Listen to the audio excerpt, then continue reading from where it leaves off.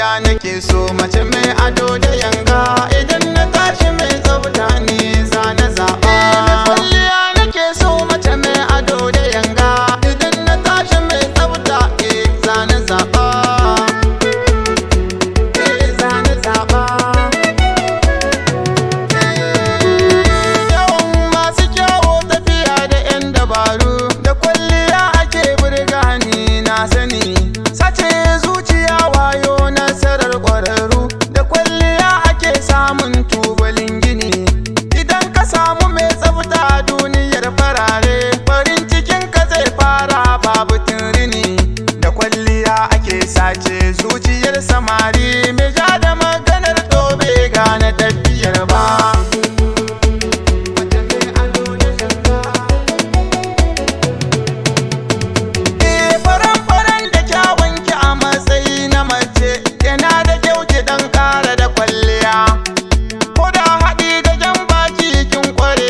Su yanga kwarkwasa zamtokin iya, sannan ki sa turaren ki a warwaro da lalle. Taka lafiya kin zama kin biyar mazaje, ke zaki amsa sunan mai rabo yakan ɗauka allurar ruwa tun miki san ba a iya ba.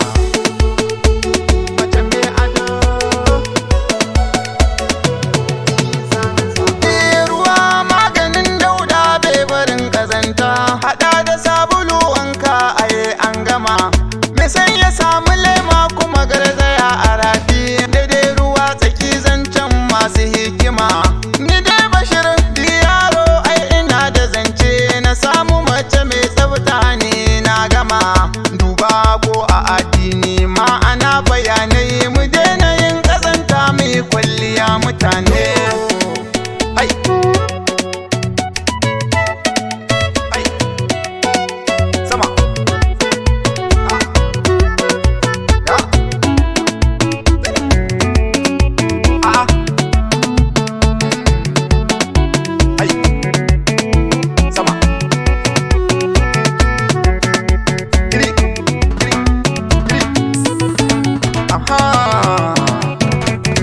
Mai kwalliya nake so, mace mai ado da yanga. Idan na tashi mai tsafta za na zaɓa.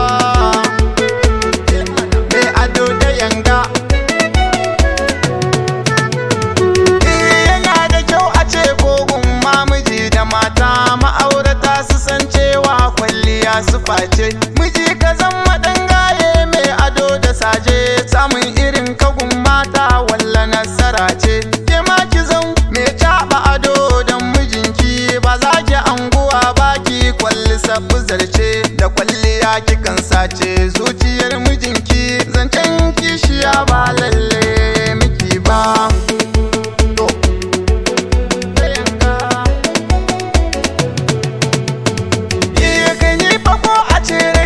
Kin kayo batawa da kin yi kwalliya komai ai ya wuce. Idan ko 'yan kuɗaɗe na zaki so ki karɓa, kiyo ado kawai ni zan baki ki wuce. In baki so ki kalle ni ina ta washe baki, ki zo babu kwalli guna ki wuce. Mai kwalliya nake so, mace mai ado da yanga. Idan na tashi mai tsafta ne za na zaɓa.